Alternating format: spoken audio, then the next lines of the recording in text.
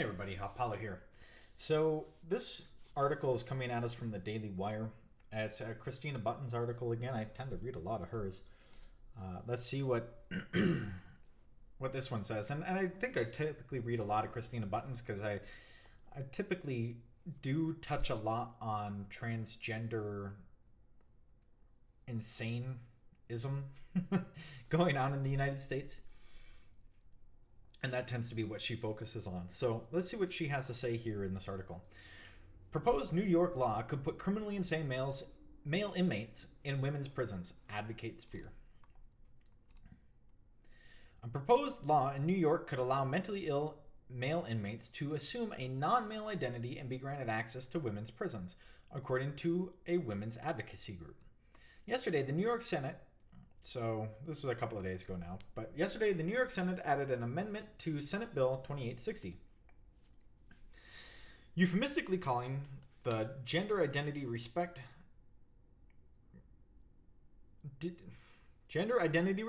dignity, and safety act that would allow male prisoners to be placed in a correctional facility or other institution that matches their self-determined gender identity.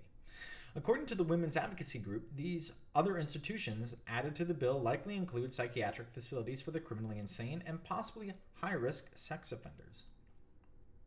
I mean, why wouldn't a guy identify as a woman if it meant going to a women's prison? like, why not? The bill expands beyond correctional facilities to extend to other institutions housing incarcerated individuals, said Amanda Stallman, the USA Director for Keep Prisons Single Sex.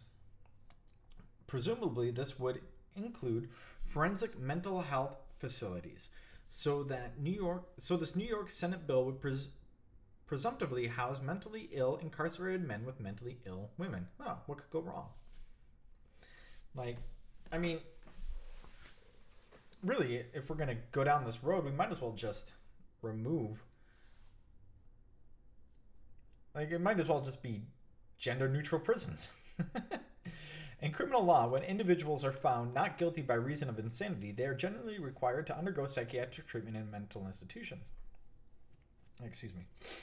Aside from 44 prisons, New York State has several maximum security psychiatric facilities for criminals, including 2 locations that treat high-risk sex offenders: Oakview in Marcy, New York, which houses 303 residents, and Bridgeview in Ogdensburg, which houses 92 residents, are home to individuals deemed as high risk to sexually offend and in need of intensive treatment while serving prison sentences.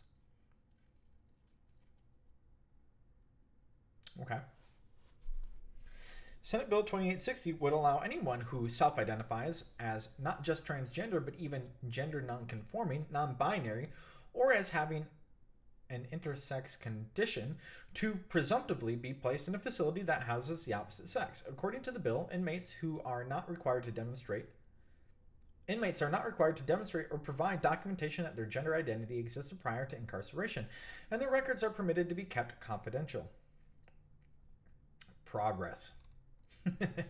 In addition to housing placement, this new bill would allow inmates state-sponsored access to cross-sex hormones and surgeries to affirm their gender identity. God. But also the right to deny using hormones or surgery, which may have castrating effects that would make their presence safer for women. As with the laws and policies of many other jurisdictions, the provisions of this proposed New York bill permit any inmate at any time making no modifications to their body or presentation to claim their gender identity, which requires a correctional system to place them in cross-sex housing, Stallman told the Daily Wire. They cannot be challenged or denied on the basis of lack of sincerity or past crimes, no matter how much their criminal history is one directed at women, she added. All correctional officers and staff are required to address the inmate by his new name and pronouns and be given access to commissary items, clothing, personal property, and programming and educational materials consistent with their gender identity. Male inmates would also be allowed to be searched by female correctional officers. Okay? Any violations of these stipulations, and the inmates can sue the state, paid for by the state.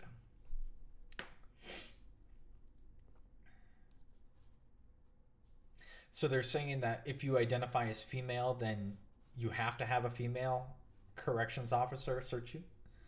That's awesome for them. That's awesome for these male inmates. Jeez. Additionally, the bill would limit the use of involuntary protective custody, a safeguarding practice that keeps trans-identified male inmates segregated from female population, because it is deemed harmful to the male inmates' well-being. Oh, God. Oh, man. According to the bill, a denial of placement into women's wards shall not be based on discriminatory reasons, like their sex characteristics or if female inmates complain about them being housed with males. They may, however, be denied placement if there is clear and convincing evidence that they present a current danger to committing gender-based violence against others. Another amendment to the bill was the implementation of time restriction that would require prison officials to make a determination on prisoner placement within a 2-day period. Stallman said this poses serious potential risks to women, as 2 days is not nearly enough time to conduct a proper mental health and risk assessment of male inmates. Incarcerated women are rightfully petrified while state legislators imagine themselves as civil rights heroes. Key words. Imagine themselves as civil rights heroes. That's a great statement from Stallman, told the Daily Wire. But this is no civil rights movement. There is no right for male inmates, however they identify, to be incarcerated with women. And we already see this coming out of Scotland, right? We already see the problems. Like, wasn't there an article the other day about a man harming women with his male reproductive organ in a women's prison? All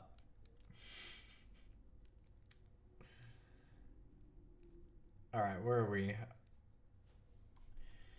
Such an idea is contrary to decades of American and international jurisprudence, including the United Nations Mandela Rules, the Stanford Minimum Rules for the Treatment of Prisoners.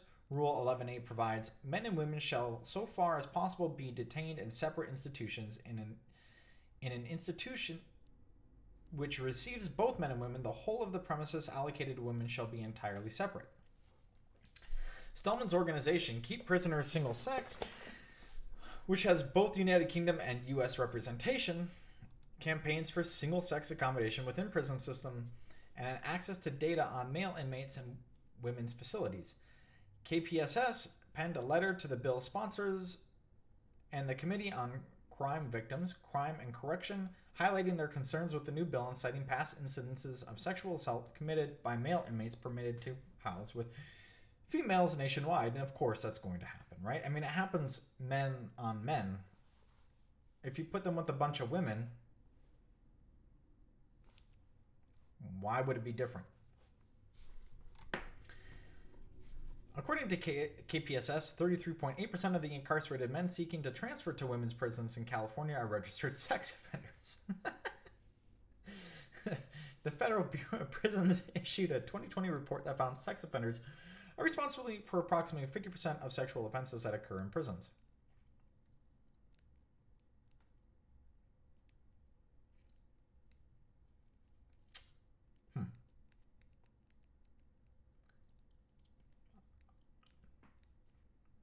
I find that statistic suspect.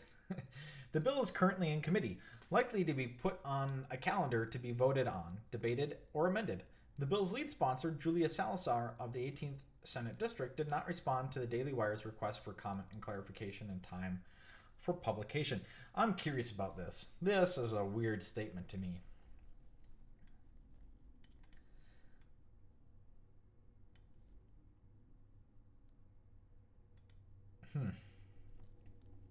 All right.